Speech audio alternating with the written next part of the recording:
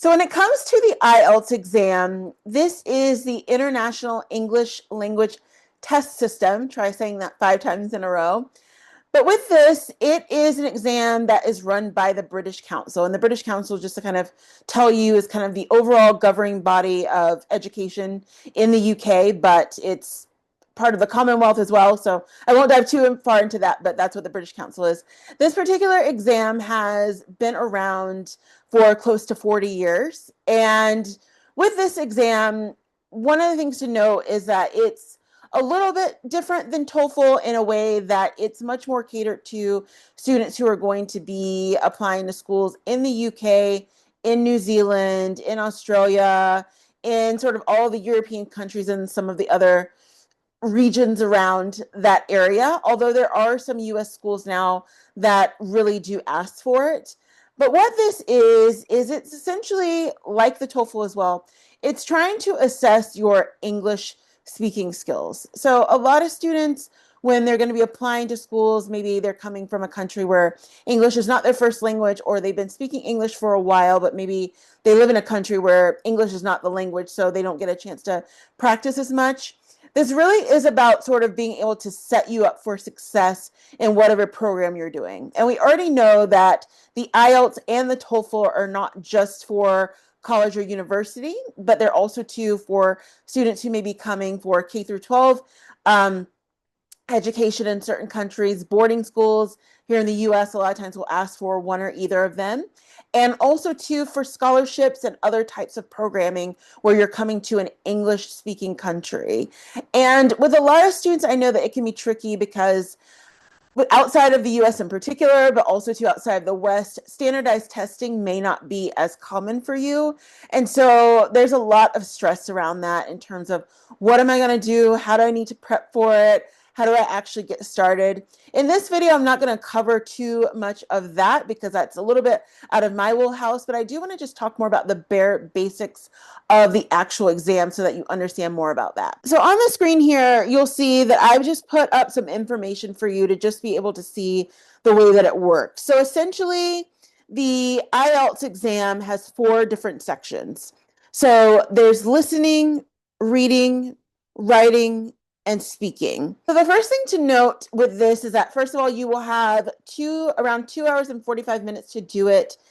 For the IELTS exam, you can take it either in person or on the computer. That's going to be a little bit more of a personal choice.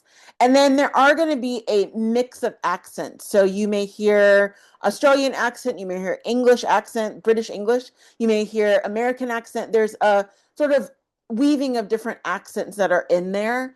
But again, with every section, it's not going to be a trick in the sense of just trying to put questions out there, ask you things, or have you respond to things that are going to be a tricks. These are really trying to get you to sort of engage in different ways, basically using your senses. So for example, with reading, with a lot of the prompts that you may have in that section, it really is trying to get you to go through and look at what the actual prompt is saying, and then try and respond by being able to answer questions from that.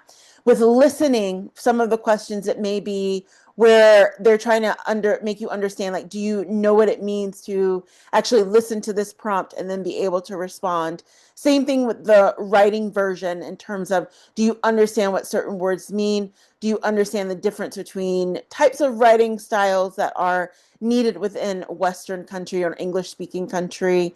And do you know where the period goes, where the exclamation goes? All these different types of areas that you're going to need to be able to succeed in your program. So that is definitely something that you will just want to consider.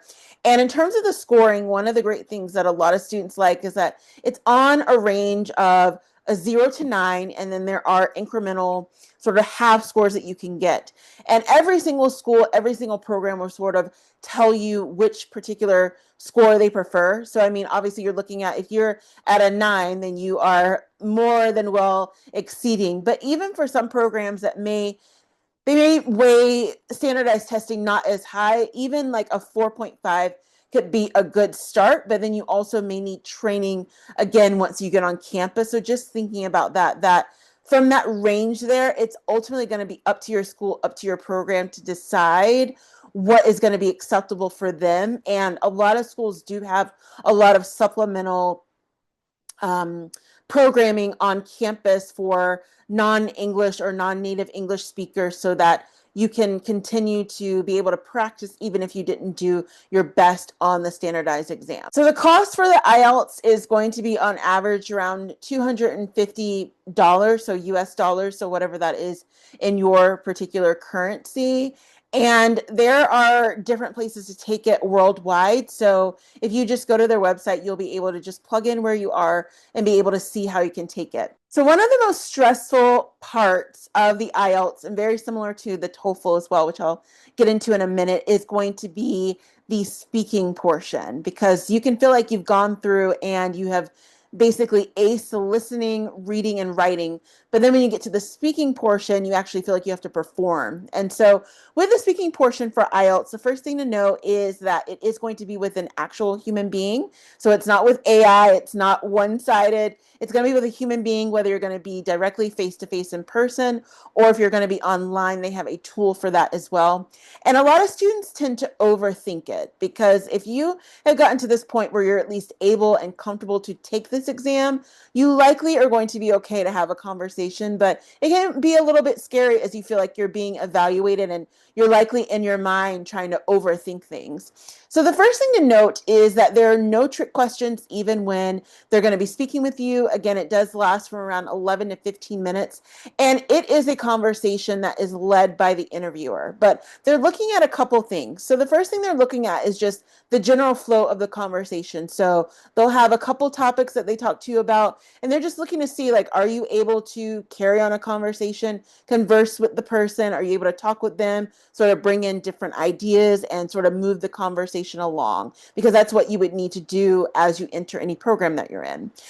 The next area that they'll be evaluating you on is your range of vocabulary. So do you know enough words to be able to fill in to move the conversation along, or do you continue to just hang on to a couple of words, or what does that actually look like for you? Again, with English, it's a lot harder.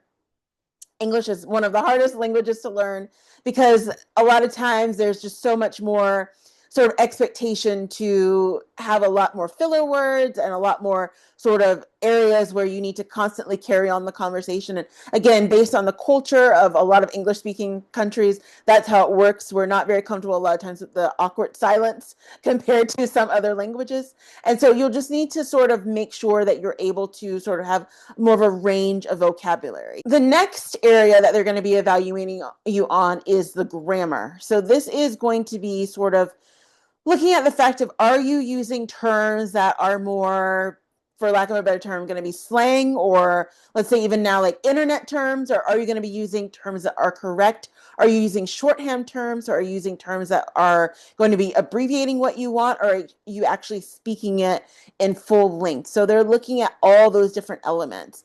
And then last but not least, it's also looking at the pronunciation of how you're actually speaking for these words. And that can vary, again, based on whatever you've been learning from. If you have been looking at different tools and maybe it's in an English, I keep saying English, but because that is proper English. British English is proper English. But if you've been learning it from a British English versus Australian English, things may be pronounced a lot differently, but they're looking to see if you're able to be able to pronounce and sort of dictate different elements. So with this, I would say more than anything is just to get comfortable practicing. If you are someone who, let's say you're in a situation where you don't have a lot of English speakers around you, there are so many resources online that are free that can help you to just be able to sit and practice and do it.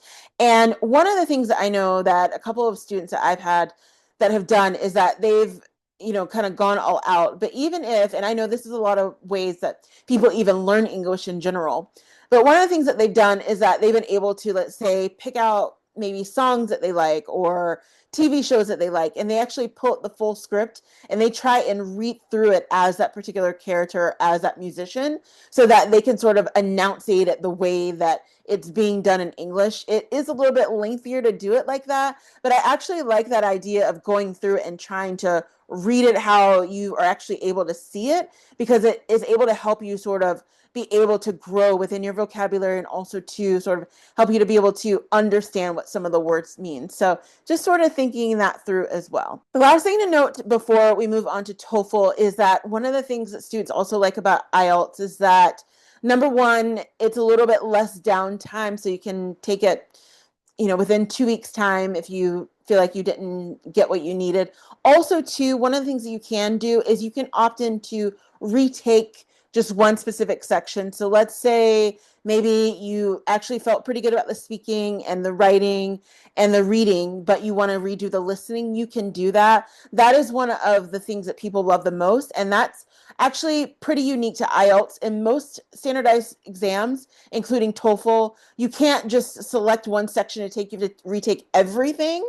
And so it's also something that students really like, to be able to feel like, well, at least if I was strong in 3 of the areas, but there's one area that I really want to focus on, I can go back and study and just take that. So just wanted to point that out.